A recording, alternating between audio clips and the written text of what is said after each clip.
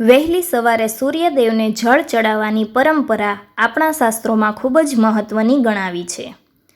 આ વિષયને એક સુંદર વાર્તા દ્વારા સમજીએ. એક નાનકડું ગામ હતું. ત્યાં સોમદત્ત નામનો એક યુવાન રહેતો હતો. સોમદત્ત ખૂબ જ હોશિયાર હતો, પણ તેને હંમેશા આળસ નડતી. તેના દાદા રોજ વહેલી સવારે ઉઠી સ્નાન કરીને તાંબાના લોટાથી સૂર્યનારાયણને જળ અર્પણ કરતા. એક દિવસ સોમદત્તે પૂછ્યું, દાદા, સૂર્ય તો કરોડો માઇલ દૂર છે. તમે અહીંથી પાણી ચઢાવો એ તેમના સુધી કેવી રીતે પહોંચે?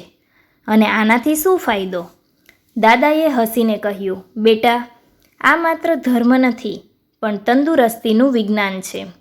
ચાલ હું તને સમજાવું કે સૂર્યને જળ ચડાવવાથી કેવા અદ્ભુત લાભ થાય છે. દાદાએ સોમદત્તને નીચે મુજબના ફાયદાઓ સમજાવ્યા. દ્રષ્ટિમાં સુધારો. જ્યારે આપણે જળ ચડાવીએ છીએ ત્યારે પાણીની જે ધાર પડે છે તેમાંથી સૂર્યના કિરણો પસાર થઈને આપણી આંખો પર પડે છે. આ પ્રક્રિયાથી સૂર્યપ્રકાશ 7 રંગોમાં વિભાજિત થાય છે, જે આપણી આંખોના તેજમાં વધારો કરે છે. શિસ્ત અને સ્ફૂર્તિ. વહેલી સવારે ઉઠીને સૂર્યને જળ ચડાવવાના બહાને આપણી દિનચર્યા નિયમિત બને છે.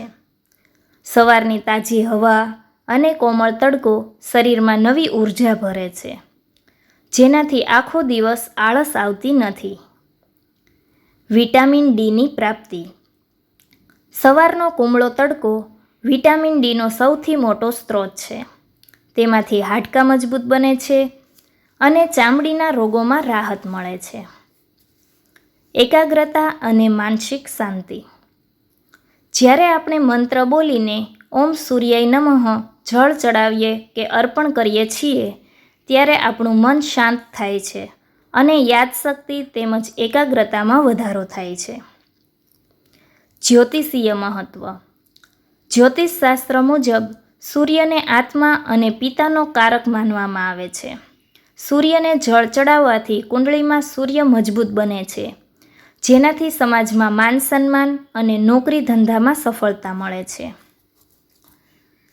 કેવી રીતે જળ આપવું કે ચડાવવું જોઈએ? હંમેશા તાંબાના લોટાનો ઉપયોગ કરવો શ્રેષ્ઠ છે. સૂર્યોદયના 1 કલાકની અંદર જળ ચડાવવું સૌથી વધુ ફળદાયી છે.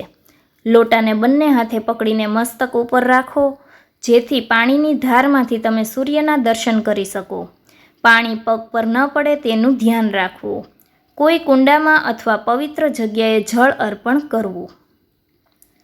હવે સોમદત્તને સમજાઈ ગયું કે આ પરંપરા પાછળ ઋષિમુનિઓનું ઊંડું વિજ્ઞાન છુપાયેલું છે. તે દિવસથી તેણે પણ નિયમિત સૂર્ય ઉપાસના શરૂ કરી અને થોડા જ દિવસોમાં તેની આળસ દૂર થઈ ગઈ અને તે તેજસ્વી બન્યો.